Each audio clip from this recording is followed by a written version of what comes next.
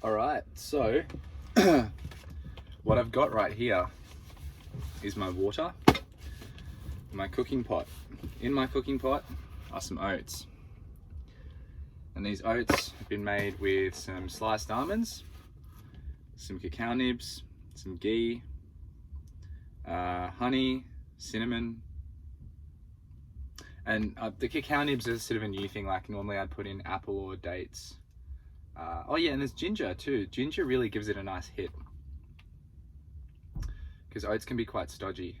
Ginger kind of cuts through that. Anyway, so why am I making this video? I don't really know. Yeah, that's why.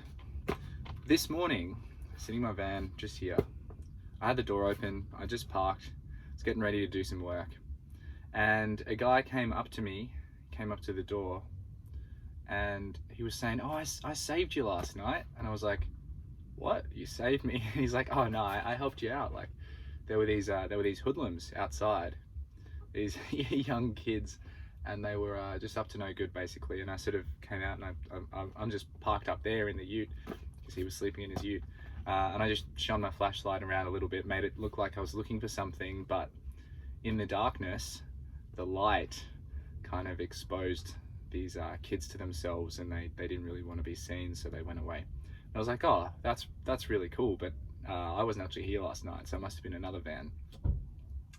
Nevertheless, cool story. And then we kind of talked about like the nature of the world a little bit then. You know, it was one of those conversations where I thought, is this going to be a bit of a downer, where he was talking about how the youths of today there's a bit more twistedness and a bit more sort of almost like darkness, and I don't know if that's true, and he wasn't really making a big deal of that either, but the point he was making was that when you shine a light on something, when you expose something, it reveals the true nature of that thing, and the things which scurry away when you shed light, those tend to be the bad things, if we want to use dualistic terms. And the things which, when light is shone upon them, glow brighter, stay where they are, these are the things which we know are good. These are the things which have the warm essence. And he used the term sort of, I think he might have used the term Christ-like. He said he wasn't a religious man, but that he was a believer. And I vibe that. I'm all about that. I'm not interested in the human ins and outs of argumentation and religious dogma, but I am very much here for, present to, and supportive of the idea of living in devotion to values of love, truth, and beauty. And I think that's something which is common across many religions, but it's not the religion that I am attached to. It is love, truth, and beauty. And wherever I see that, I will open up. This guy, good dude, very good dude. We had a great chat. He asked me about what I did, and I said, well, I'm in like feel good strength training, therapeutic movement. I just want to help people feel better. I want to serve through the lens of the body. And he said, "Oh, that's cool." He's a handyman. His name is Avo. A handyman, traveling, helping people out, has business, has established clients, chooses now to spend more time traveling and working with people who need the help. So yeah, he showed me his ute. He's got a canopy, sleeps in the back, has his tools in there. Real minimal setup. Really, really cool. Like, does everything you need. Not as comfortable as the van, but arguably much more stealthy and maybe more versatile. And yeah, it was just really nice, because my default when I'm approached by strangers is probably to be a bit closed. And as much as I like to go deep, sometimes when people go deep straight away and I haven't yet made a connection with them, I'm trying to suss out how grounded they are.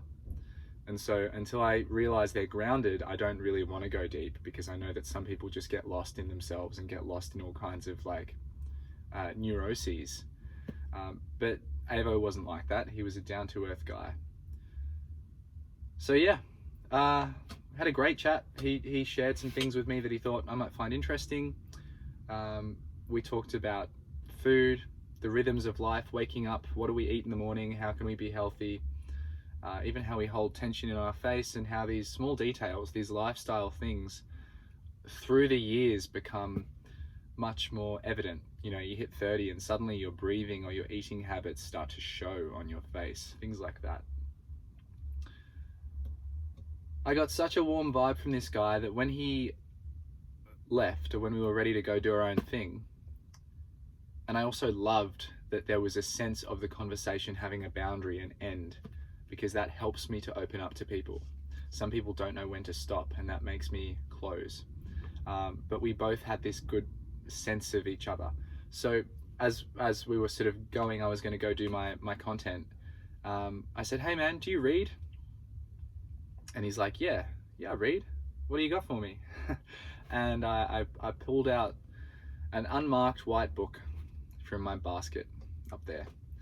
One of 3 books that I brought with me. The Prophet is this white book by Khalil Gibran. If you're interested, the other 2 books are Dream Yoga by Andrew Holacek and Siddhartha by Hermann Hesse. So I gave him The Prophet, which is my most prized favorite book. I've had that book for a while. It was given to me in a different form as a borrowed book by a friend, Kellen Timbo. And I ended up loving that book so much that I bought myself a copy, and I actually bought a copy for 2 other people as gifts, and then 2 more as clients, because I felt this book has so much wholesome wisdom to it, delivered in a very unpretentious way. So I gave him this book. He said, "What do I owe you?" I said, "Nothing, mate. It's been paid." And it felt so good. Not only because to give feels good, but he knew how to receive. He knew how to accept a gift, which meant that my giving felt that much more gifty.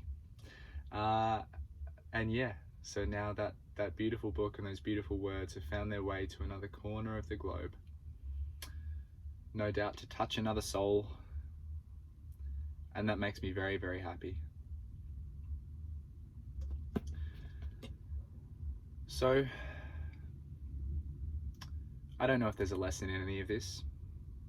For me, it was be open, trust in where you are, trust in the things that come your way. Try not to make a judgment too early about whether or not something is going to serve you. Instead, sit in presence with yourself, sit in your knowing, ground yourself, feel into your heart, and let things play out. So far, that's going very well for me. I'm in Maroubra/Botany area near Sydney,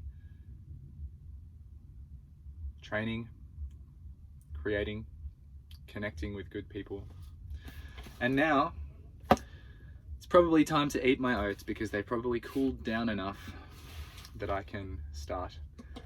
So there you go, guys. Hope you weren't expecting anything too magical.